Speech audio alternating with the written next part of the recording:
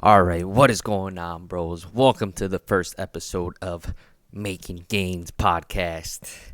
So, basically, I just want to, share my story with you guys and basically bring you guys along this journey with me as we go through, developing ourselves, mindset, financially, fitness, faith, all that good stuff, right? But we have to go back a little bit and get to know me a little bit more. So that's basically why I'm making this podcast, and hopefully we could do some more episodes if you guys like it or not. So I just basically have some things in my phone that I want to go over and basically just where it all started. So for those of you that don't know, my name is David Esparza. I'm currently 26 years old, born and raised in the Chicago South suburbs, a little town known as Shanahan, Illinois. And that's where I grew up. My family is from Joliet. My mom and dad were raised in Mexico and brought over here at a young age.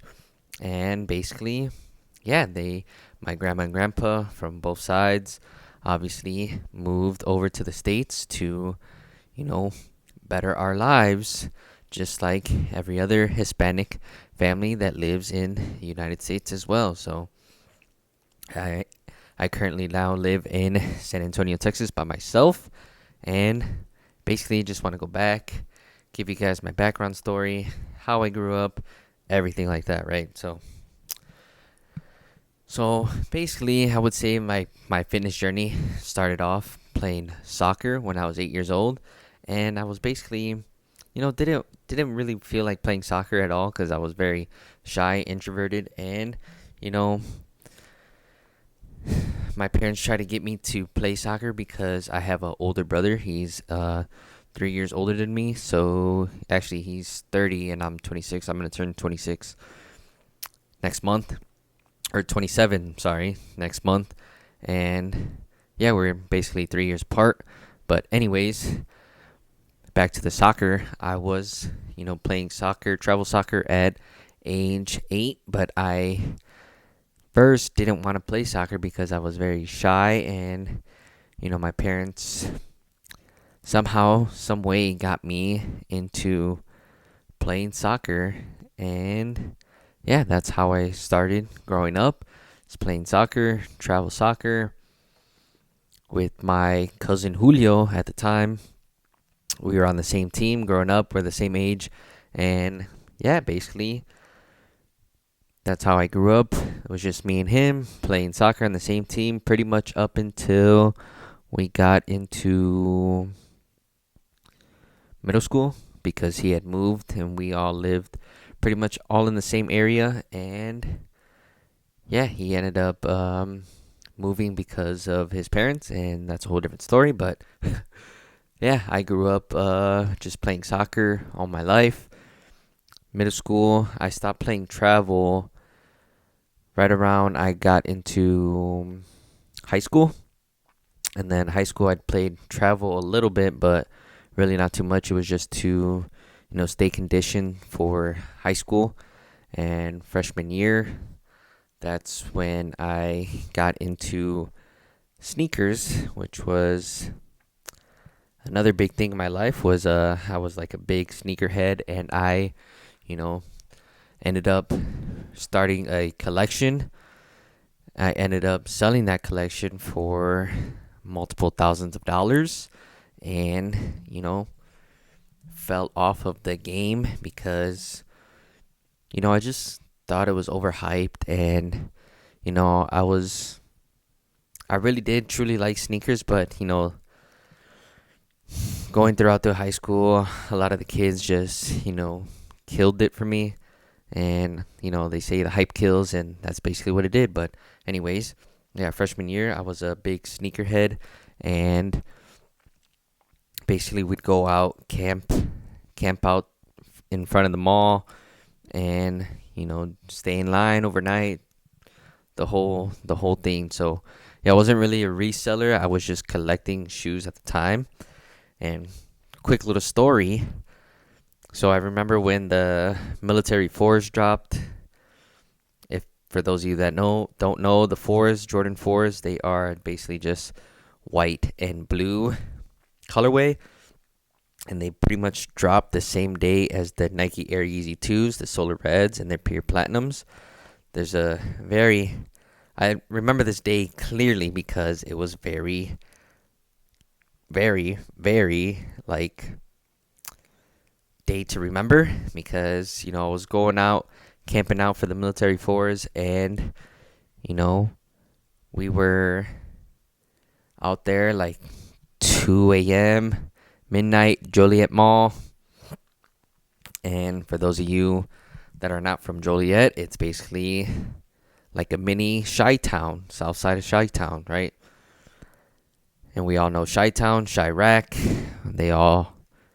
Let's just say it's pretty ghetto, but that's anywhere you go, I believe, in every state. But yeah, just a quick little like background of what that is. But yeah, basically we're waiting in line, and I'm like 14, 15 at this point, and I'm with my cousin and his two friends, and we get there, and there's already people lined up. There's probably like 5, 6 guys lined up. I think there was like 2 kids and then like a bunch of older guys, right? So we get in line with the guys, and then like 3 other dudes hoodied up, just acting real suspicious. They pull up in the line, and one of my cousin's friends goes to the car real quick and to go grab something, and one of the guys behind us, they followed him, one of the guys in the hoodies, and they tell him, "Hey bro, it's about to get real hectic. You and your buddies better get out of line." So my cousin's friend comes back and says, "Hey yo, let's go, let's dip. We gotta get the fuck out of here." Right? Like real quietly so nobody else would hear. And in my head, I'm just like, "No, we just got here. What do you mean?" Right? Like I'm young. I don't know what the hell's going on. And basically we're just, we pull off. We go like far back in the parking lot. We're watching from a distance. And I shit you not, those 3 guys robbed all those people in line at gunpoint, right? So we're calling 911 like, "Hey, these guys are robbing the people right in front of the mall. They're waiting for the shoes, like whatever." They come. Those guys are robbing those guys at gunpoint, and I'll never forget this. I'll never forget that day, because I saw that happen at a young age, and I just didn't know it was real. And you hear about all those stories, like people getting shot over shoes, waiting for the release. And yeah, that's basically like the era we were in, and that was like 2012, I believe. Yeah, 2012, I'm pretty sure. 2011, 2012, somewhere around there. And yeah, that's when the whole sneaker game changed, and I never camped out for a pair of shoes ever again after witnessing that. I just tried to get them online after that. And basically that was the same day that the Nike Air Yeezy 2 dropped, and I'll never forget this day too, because that shoe right now is like truly iconic, and I had the money and my size in the cart just waiting for me to check out, and I didn't check out because I didn't see the hype in them when they dropped, and nobody else did either, because it was like probably like 12, 1 o'clock, and they were still, on the Nike store, and they weren't sold out. Nobody was really, I think they were online only actually, but they did release, but only in some stores. So yeah, and I had already gotten the military 4s. Oh, I didn't even say, after those kids got robbed, we went back in the morning, hopped back in line. We were like 3rd in line, and we still got the shoes. That's why I didn't buy the Nike Air Yeezy 2s, because I figured, I got a pair of shoes already that day, and I didn't see the point in getting another pair, right? So I took that L in the long run, because, man, that's like my favorite pair of shoes. If I if I had the money, I would buy them. Every single, like, I'd have one to rock, one to stock, and one to just sit in the box, bro. Like, the Pure Plats and the Solar Reds, man, so iconic. But anyways, yeah, that's my sneakerhead story. So basically, yeah, throughout my high school journey, I think it was like freshman, sophomore, and junior year, I was like real big into sneakers, collecting them, buying used pairs on eBay, and just, restoring them, because that was like a big thing to do back in the day too, was like to get like cheap shoes on eBay that were like basically beaters, and you can basically restore them, repaint them, get the creases out, ice up the soles, if y'all know what I'm talking about. But yeah, that was a big thing. That's when my YouTube journey started, actually, too, because that's what I saw, how to restore shoes online on YouTube, and basically nobody was doing that, right? Because this is when like social media, everything's like the world of the internet just started to come up when I was like a freshman and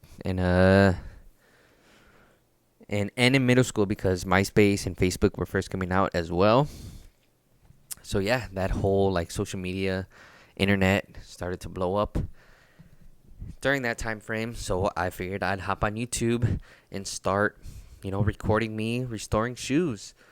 And I ended up starting a channel. And I remember one of my videos, it was like how to restore suede, like a before and after on the thumbnail. Man, that thing had like 30,000 views, and I had a couple subscribers, like 100 and something subscribers on there. But I ended up forgetting the username and password as well. So yeah, that channel kind of died. And I also was like customizing shoes as well, because when I was big into the sneaker game, just posting on Instagram like my collection, all the shoes that I was getting. And I did have a lot. I think me and my brother had like me and him together probably had like 40, 50 pairs, bro. Like, we had a lot. And I would name some of them, but it's just too many. Just too many. Any shoe you could probably think of, like, during that time era, we had it. Like, but there was also some pairs that we didn't have. But anyways, we'd go to like the sneaker convention, sneaker con, soul exchange, things like that. We were in Facebook groups like buy, sell, trade, all that good stuff. Just meeting up with people, talking to people, bro. That was a good like era of like sneakerhead and sneakers just popping off. And I even remember one time during SneakerCon, they have like a photographer walking around, and they basically, snapped a photo of my LeBron 9 South Beaches on foot. Bro, they were looking so clean. They posted on their Instagram. That was pretty sick to see too as well. So I had them laced with the pink laces, bro.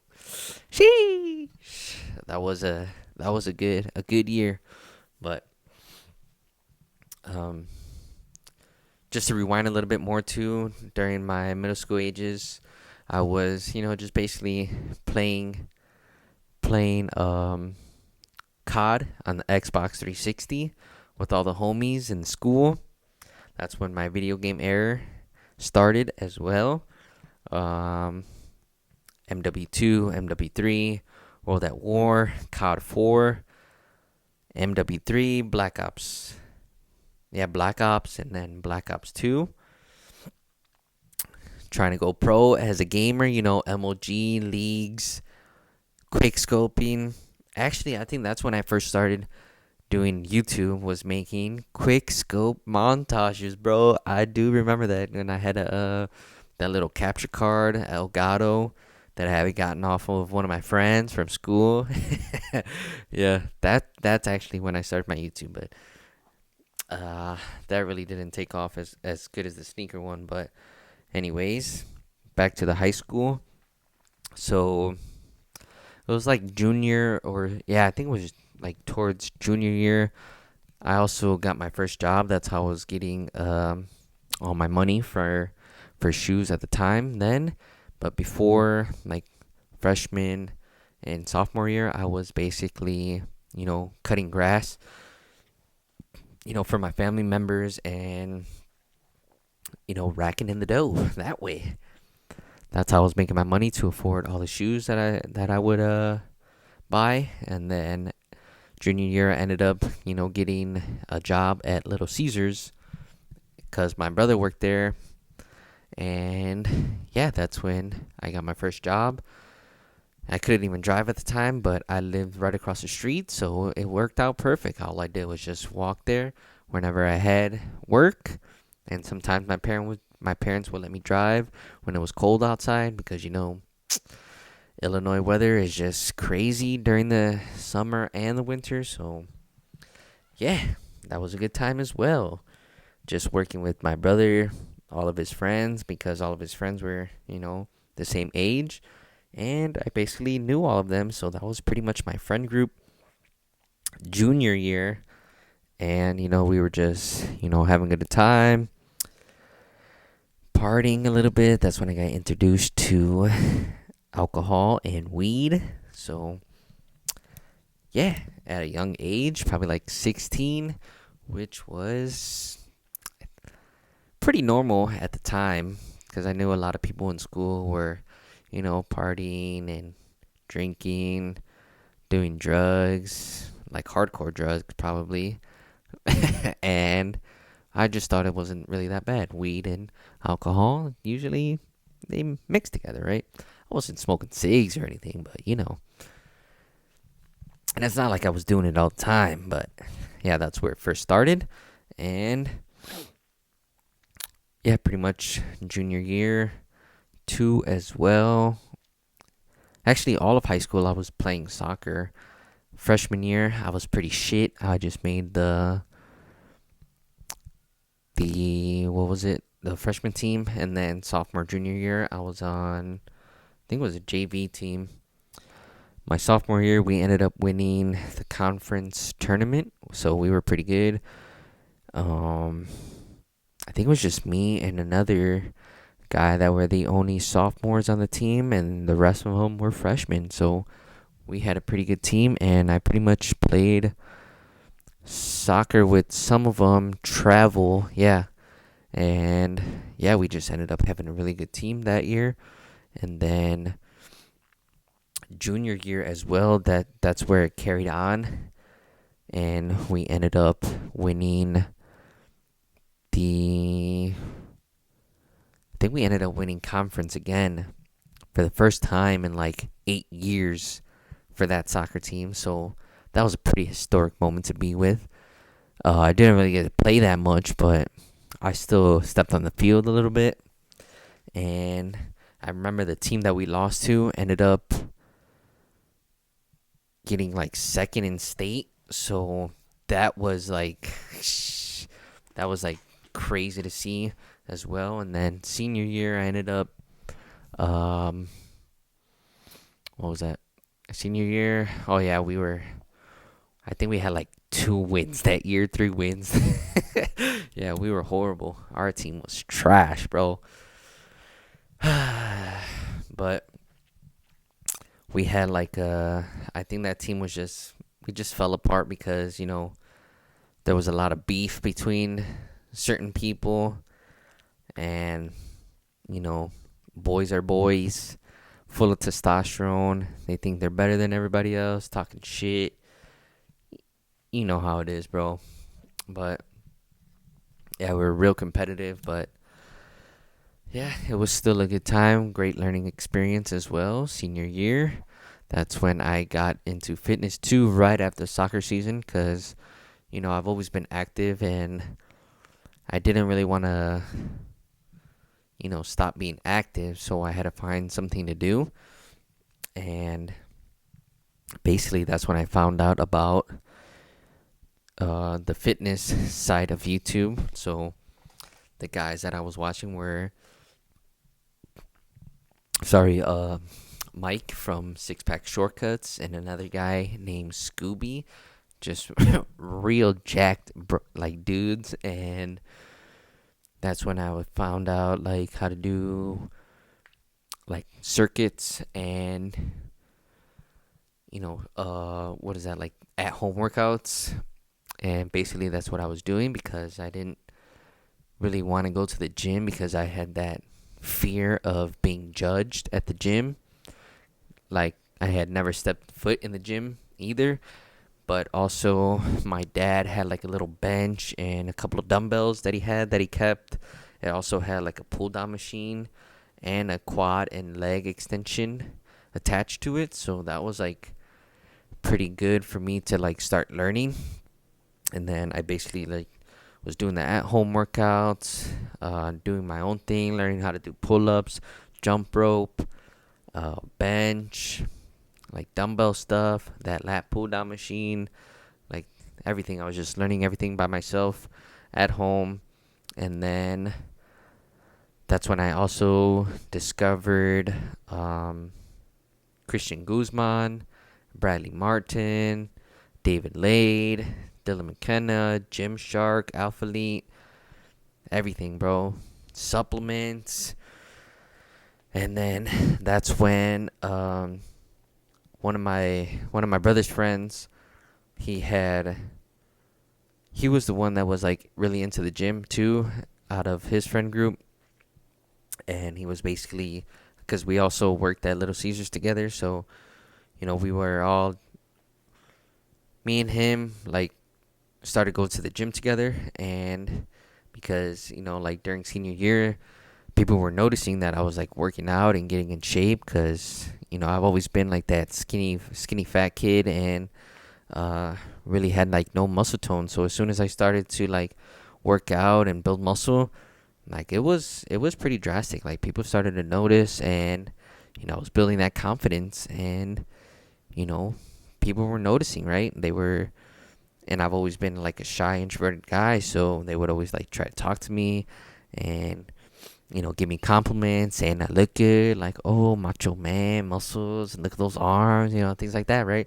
So I was like getting confidence, and girls were starting to notice, starting to talk to me. And yeah, in class I was just like, this is awesome, bro. Like fitness is changing me in multiple ways, right? So senior year was a good year as well, because we were building muscle, and people were noticing. And then right after senior year, that's when I really started to get serious, and that's when I met one of my best friends, Matt. And we basically started YouTube channels together because we saw everybody else doing YouTube as well, and we just were really inspired, really motivated to document our journey. And we started going to this gym in our local area down the street from our houses, and we would just pull up to that gym, record ourselves. Got so much hate, and that's when we were living in the time of rage. That was our big thing, was rage. And that's when our senior year, that's when we first went to our first concert, and it was pretty much the Travis Scott Days Before Rodeo tour. And yeah, that was like right before we graduated too. So me, my friend Matt, my friend Guillermo, and my friend Alex, we all had went to that concert, right? That was our first concert. Crazy time. Days Before Rodeo, first concert at like 17, 18 years old. Changed our lives, bro. To see what Travis has become now, the world of rage was embedded in our blood. So after that was a journey. So we'll get right into that. So yeah. So actually that we can talk about that concert first a little bit. But we were basically went to the show Alex and Guillermo were working at that time. Me and Matt met up with them, went to the concert, Chicago, smoked some blunts right before right before the concert, got in line, and I believe Metro Boomin was the opener for Travis at the time. So he came out, and then Travis came out. Actually, no, it was Young Thug, Travis, and Metro. So it was Young Thug first, Young Thug, or no, Metro, Young Thug, and then Travis. So yeah, you can just a crazy time to live in days before rodeo. I think it was I think Young Thug's album was Barter 3 or Carter 3. No, yeah, Barter 3. My bad. Haven't listened to Young Thug in a while. Free the goat, but anyways. uh yeah, just crazy concert, and it was a time to be alive. So, yeah, we obviously survived the rodeo, and then we're on our way home. It's like 11, 12 o'clock at night, and we all had class. We had class the next day, and thankfully, my mom,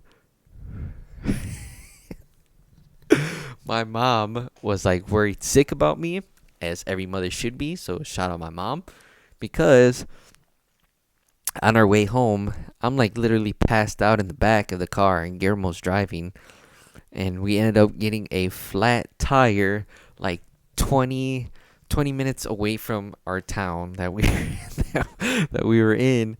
And I basically get woken up because my mom's calling me, and I'm like, what's going on? And my buddies are like, we got a flat tire. So I tell my mom that calls me, and she's like, all right, where are you guys at? I'm gonna come pick you up. so we so she picks us up, and we all get in the car.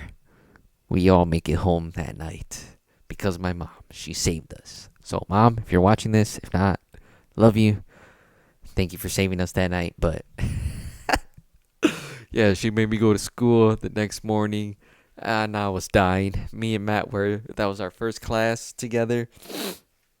The next day, we obviously had to tell the class about that night. So that was a good time. And let me see. So yeah, that's when the World of Rage started. And basically,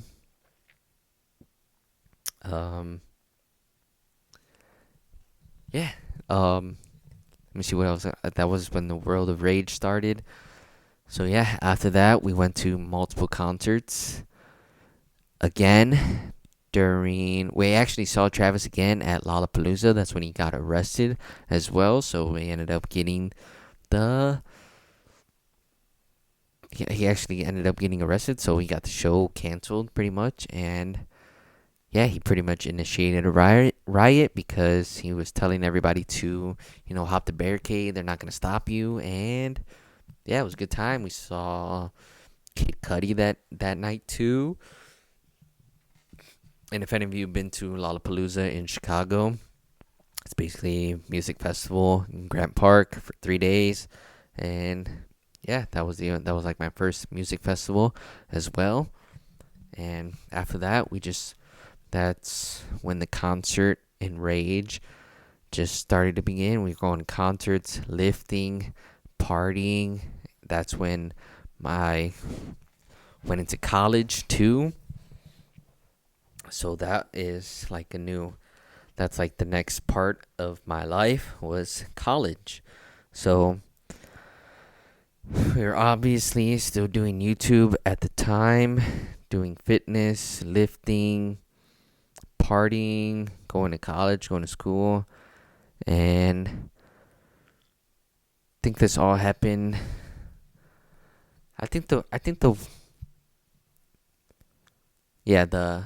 The World of Rage really started for me when I got my heart broken in high school by my crush and my first kiss. So, yeah, 18 years old, fell for a girl that was a junior and I was a senior, and I think I needed that to happen because, needed to move on from my life, and I kind of wanted to stay in high school because I was talking to her in a sense, because like she was like still gonna be in high school and I was getting out of high school, so I think that needed to happen. And basically I just wanted a girlfriend at the time, and she ended up breaking my heart. And then, long story short,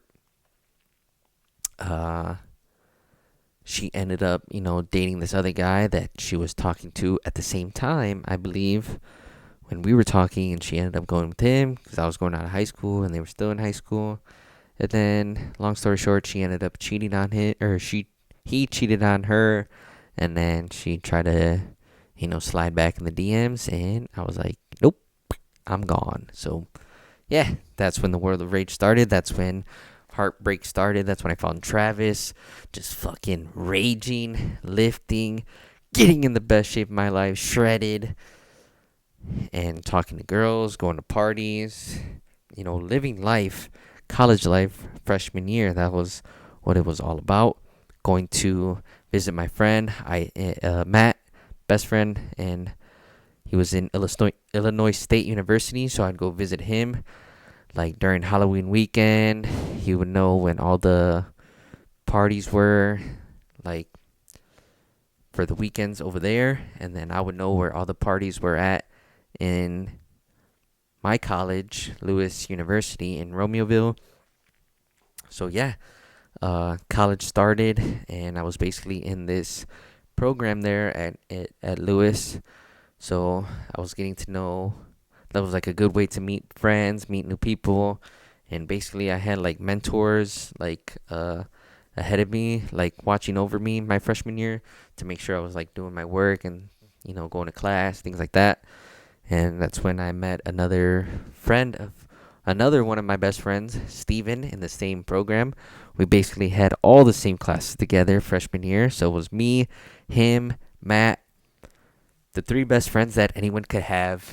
We were there partying at the same colleges and basically just living life, bro. All three of us were all gym bros, and we were living life, lifting, going to parties, talking to girls, getting drunk. And bro, we knew where all the parties were, all the house parties, bro. At ISU, back at home, and we would show up, and everybody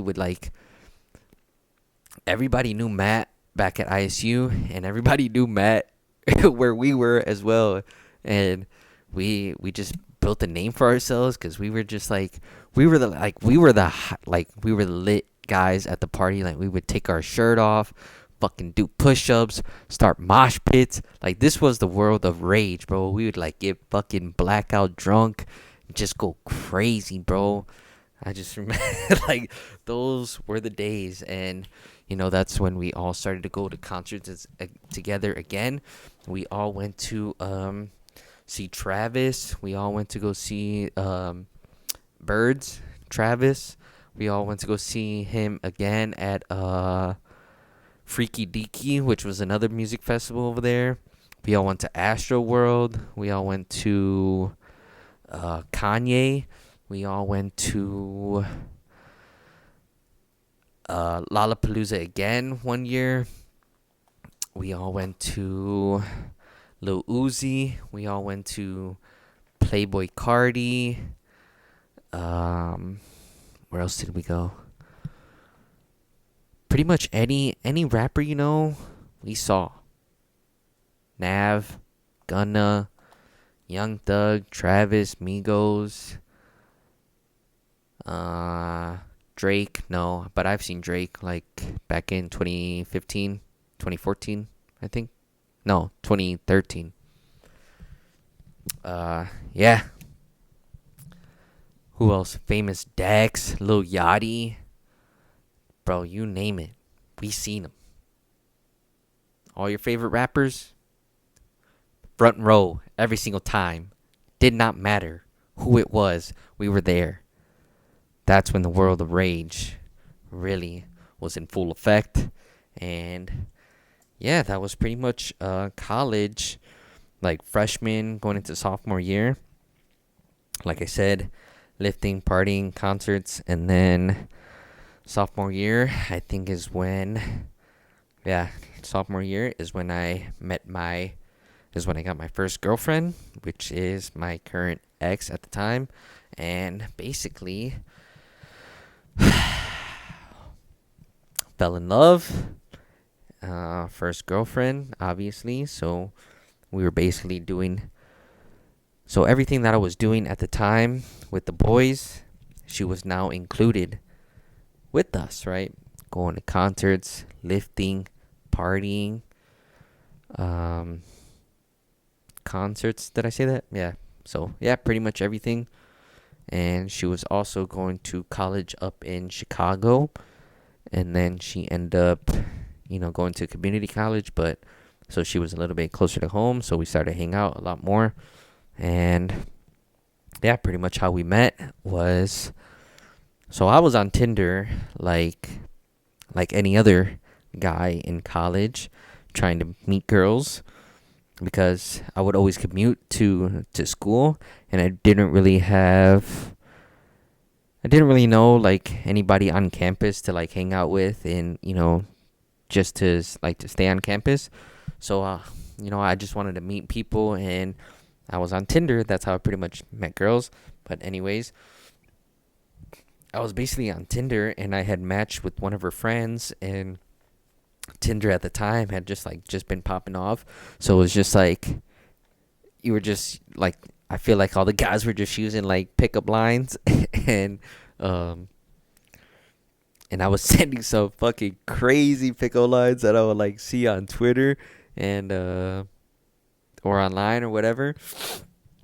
And I had matched with one of her friends, and they had saw it, and then they had posted me like on their on their Snapchat or whatever. And then um I think she had, I can't remember. I think they both were following me on Instagram or something, or Facebook. No, yeah, I think she was following me on Facebook, and she had messaged me, so she slid in my DMs and asked for my Snapchat. So I gave her my Snapchat, and that's basically when it all started. We started snapping, we started talking, and she was a pretty cool girl, and good friend, and we were hanging out a lot when we first met each other, and yeah, just going day by day, just I don't know, it was just a different experience at the time. Like, we both kind of didn't know what we wanted, but we kept like talking, and we ended up eventually like dating, because let's just say she took my virginity, and I pretty much fell in love after that. So yeah, that was the girlfriend experience. Feel like that's probably a lot of you guys can probably relate as well. Your first girlfriend, and just building a genuine connection with someone. Like, we liked the same things, we had similar views, we went to the same high school, but we just didn't know each other. She was in band, and I was like, she was actually kind of like known and popular at the time, but I didn't know of her. uh, but yeah, I was like, she knew all of my friends, but we somehow did not know each other. So yeah, that's how we met. She slid in my DMs, and basically we were together for 7 years, and that was a pretty good journey. Like, we did a lot of things together. She was the first person that I traveled with. She was like the first person that I ate like a lot of. I tried like a lot of new things, like food wise. When traveling, we went to like family vacations together. She met my family. We both had dogs at the time. She was a her she was a what is it? A vet? No, yeah, kind of like a vet tech at her brother's clinic. So we had that. We had like pets in common. We liked the same music. I got her into the gym, which was pretty attractive because, to inspire somebody to start lifting was motivating and inspiring to me because, she was, bettering herself, and as a man, you find that attractive. So we ended up, starting going to the gym together. Um, we ended up starting playing video games together. Like, we were doing everything together, bro. Like, 7 years, you get to know somebody a very long time, and it's definitely a learning experience. So that's that was a that was a good ride in my life, and I'll never forget that. So yeah, that was so we were together, and basically we were doing all the same things, hanging out with friends, going to concerts, partying, lifting. I think that was pretty much it. And then we were still together. That's when COVID and the pandemic happened, and I was pretty much working still during that time, and she was not working, so she was getting that stimmy check. So that was pretty nice of her because, you know, she was pretty much available to see every single day, and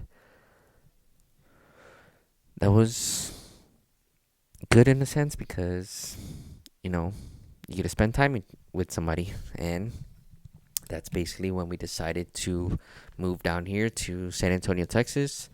And she had a cousin that lived down here, so when we moved, we kind of knew, or we kind of got to know her and her sister and her mom. And we would hang out with them when we first moved down here. So yeah, we packed up all of our stuff to move to San Antonio. No jobs lined up, no nothing, just pure risk. Moving down here together, getting our first apartment together, and basically trying to get jobs. We ended up getting part-time jobs at Amazon warehouse, doing that part-time, and then I ended up getting another part-time job at Dick's. So that was a season to go through because you're not making a lot of money, and you're pretty much sharing the expenses, and going every month, like trying to figure out like what's the next move, or how we gonna figure our careers out or whatnot. And um it kind of reminds me of like the song, a SZA song where she's like, never trust nobody you ain't been broke with, like that type of love. And I feel like that type of love is like very different because you know you're in it together, and you're just working towards providing for each other. And I don't know, it was just like a different part of my life because I never lived on my own, and it was just me and her trying to figure everything out. And definitely a learning experience for the both of us, actually. So um but even if we did like fall into trouble, we had like her family to rely on, because her parents ended up moving down here with us, like I think like less than a year later. So they were down here with us, which was nice because, you know, in case of an emergency of anything, we just, had somebody to rely on, and that was good. It kept my mom like worried free because she knew like that there was people there to help us out, right? So yeah, we're just working 2 part-time jobs, and then we ended up meeting her cousin's boyfriend, and he was basically working at the job that I was at, the concrete plant as well.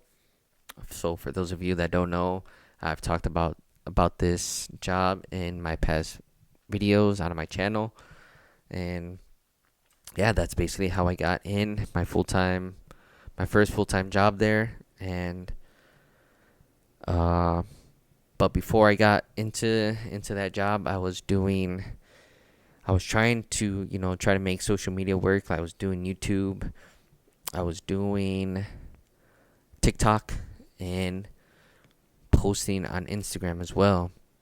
And TikTok was, at the time starting to pop off, and I was going viral. Doing the trends and all the gym trends, and flexing my physique, things like that. And I ended up, getting banned on TikTok around the time that I was about to get a real job, as you would say, 9 to 5. And that's when I also wanted to had like 2 choices to go with, right? I could either, stay at the two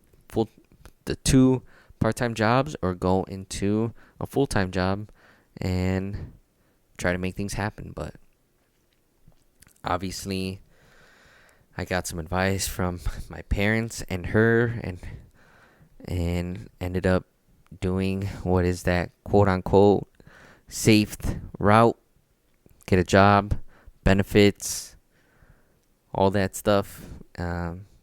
So yeah, ended up going to do that, and left the 2 part-time jobs, and started my construction journey, blue collar.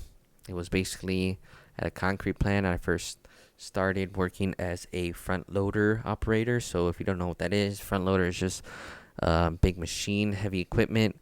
It has like a bucket in the front, and you just you can operate and with the bucket pick things up, and dump it wherever it needs to go. So that was basically my first full-time job out here, moving to Texas. And yeah, so let me see, that's when, so yeah, we started that, and I was working there for a couple of months, and just learning how the business operated, getting to know her cousin's boyfriends more, because we were working together, and he was teaching me the ropes, teaching me how to do everything, because he was the lead of the department that we were in. And yeah, he basically taught me everything there is to learn in the department that we were in. And I was still working out at the time, doing all that, going to work. And then she was still working like part-time at Amazon. So I was providing for us, which I feel like I had to do, because that's what a man should do in a relationship, is provide for the woman that he loves. So that's what I was doing. And then she ended up getting a job at the same place as me and her cousin's boyfriend, working up in the office. And yeah, we basically were all working together. And yeah, that's when we all started to hang out more with her boyfriend, or her cousin's boyfriend, and me and her. And we just basically, just got real close. And something ended up happening between all of them. We all got drunk one night. Something was said, but nobody remembers what the hell happened, because we were all drunk, and we ended up just like they ended up just like falling out of friendship, and which was pretty pretty dumb if you look at it. In my case, like, if I always thought like nobody knows what the hell happened, and you guys are mad at each other for something that you don't even remember what the hell they said or whatever. Why are you guys even mad at each other? But yeah, we were real close with them, and we did a lot of stuff with them. We went to Houston together. We did a lot of like trying new places here in San Antonio. I think we went to Austin or Houston, one of the two, together. Went tubing a lot here. That's a real big thing, and just doing a lot of things together with them. And then everything just got weird at work, and yeah, that's when the downfall pretty much happened. So for all of you that don't know, that's when we started to rack up work, and we basically, so there was a VP at the company at the time. He got us a job where nobody knew like the workload was gonna be that much, and we got that job. And then on top of the other like two jobs that we had, it just like escalated very, very quickly. And nobody, and at the time nobody knew that, because the department that we were in was not capable of doing the work of the doing was not capable of doing that amount of work. And what was tragic was that vice president ended up dropping dead. Rest in peace, that man. He ended up passing away on a like a vacation or something. I think they found him dead in his hotel room or something. And basically the next guy higher up had to basically take his place and figure out all the chaos that was going on outside in the plant, all the workload. And any of you that know that in construction, things don't go out the way they planned. And it's very like, when things go wrong, they go wrong like big. Like, it's pretty tragic. So like, anything that happens badly, it just slows down and ramps up even more. So you just fall behind a lot, and the work is get pushed on by the workers. And so yeah, we had a whole bunch of workload, and things were awkward between me and, well, not really awkward between, but like we just didn't have that friendship that we had when I first started. Like, I saw him as a brother to me, like older brother. Like, he taught me a lot of stuff about the company and everything like that. And we worked good together. And then when everything happened with the family and stuff, it just got weird. I don't know. So it just wasn't the same after that. And when we got real busy, that's when everything fucking changed, and that's when a lot of bad things happened. So we ended up, I was basically working my ass off, and and our boss saw that, and he basically wanted me to take his position and be the lead. And he basically did not like that, and he ended up quitting at the worst time, because all the workload was put on me, and I was basically doing everything that he was doing. Plus, I honestly, I think I was doing like everything my supervisor should have been doing at the time. So I was doing my job plus his job, and getting paid like less than what I was worth. And that's basically when, everything went downhill for me. I lost my physique, lost my mental health, lost my spirituality, and, just lost myself in general, bro. Like, got addicted to porn, weed, alcohol, video games, and basically just trying to escape reality because, I hated my life and I just didn't want to be there at times. I didn't want to be at work. I didn't want to be here. And as a man, you don't know how to ask for help, especially in my case.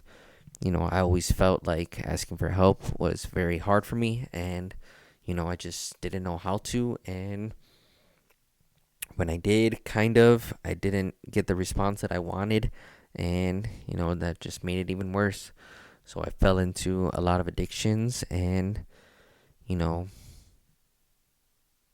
just was not happy with my life, and I was basically making her happy the best way that I could instead of making myself happy. So we ended up getting engaged last December on Christmas, and that's basically when she found out what I was doing and what I was let's just say what I was doing. I really don't want to put that stuff out there on the internet, but let's just say I was backstabbing her in so many different ways and very embarrassing to talk about even now. I only talk about it with close people that I, feel I need to talk to about, and especially to get like advice from, other people, because, the more you talk about it, the more feedback that you get, and you get to talk with other people and see what they've been through and things like that. So you just kind of like, it's just kind of like a learning experience, but I really don't want to put our past business out there. Let's just say that I was, doing really some hurtful things. Not physically, but just a lot of weird things. Let's just say weird and embarrassing things that I was doing. So yeah. Anyways, so yeah, we ended up, that kind of like brings us around the time right now, is basically, we ended up, going our separate ways, and I ended up, leaving that job that I was at, and she ended up staying there. And, I had found a new job, but, it was weird shifts and we never really got to see each other. And, we just grew apart from each other. Like, I just felt like I was, alone in the relationship, and, we just kind of just like grew apart from each other. She obviously didn't forget about any of the things that that I did to her, and I didn't know that because she never really, brought it to my attention. I think she just kind of like she tried to forget about it, and she never really forgot about it. She never really forgave me for it, and I didn't know what to do, and I just wasn't happy with my life. And I still try to forgive myself of what things I did, and I just regret. That's like probably like one thing that I regret doing. And I really messed up my life, and still trying to recover from it, obviously. So yeah, we ended up growing apart from each other, and we ended up splitting our separate ways, and which was pretty hard for me because I'm here by myself. She obviously has her parents here, and I'm just here by myself trying to figure everything out, trying to find myself again, trying to build myself back up, trying to build a career for myself, trying to, improve myself in every aspect of life, and, just trying to build my social medias and like become trying to do something with fitness because I love fitness. It's a great part of my life, and it's really what I think I want to do.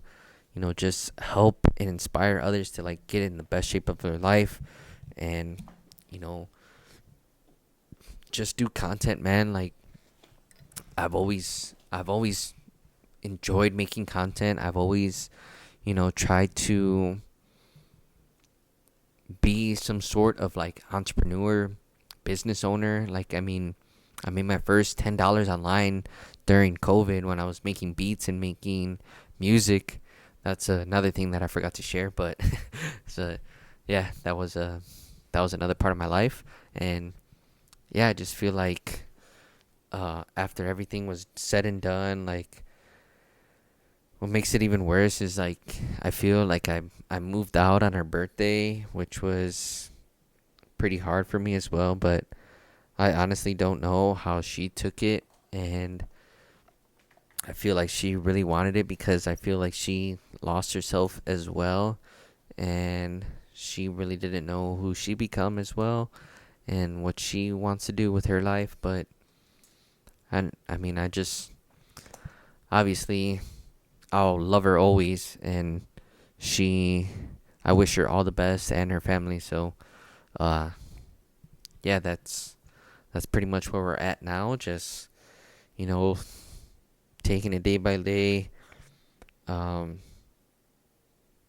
doing the hard work, going internal, just trying to figure myself out, man. Just it's a journey. Like, I enjoy making content. I enjoy like reading your guys' comments, like inspiring you, and y'all are motivating me every time I see your guys' comments. Like, keep going, keep grinding, and times right now, I'm not gonna lie, they are pretty rough right now. Like, financially, I am struggling, and I know a lot of people else are too. But it's part of life, and we're gonna get through this. I know, because the man up there, as soon as you get closer to him, you just know that he's got you in every way, shape, or form. So yeah, I'm gonna just keep grinding, keep doing what I gotta do to survive and figure this shit out, man. So that's pretty much where we're at right now in life. Hope you guys are enjoying the content. Hopefully you guys stayed for this long podcast episode. I just wanted to, do something different, like talk to you guys so you guys can get to know me a little bit more. And I just like documenting my journey, sharing my story, and just trying to help and serve others, trying to be the best person that I possibly can, and just help one another. Just build a community. Like, mind, body, spirit is like the way of life, and the more I realize it, the better my life gets. So yeah, that's pretty much all I got for this first episode. I hope you guys enjoyed. Stay tuned for more content. If you guys liked the video, give it a thumbs up, leave a comment, and don't forget to subscribe. My name is David Esparza, better known as David Gainz. Thank y'all so much for watching. I'll see you in the next one. Peace.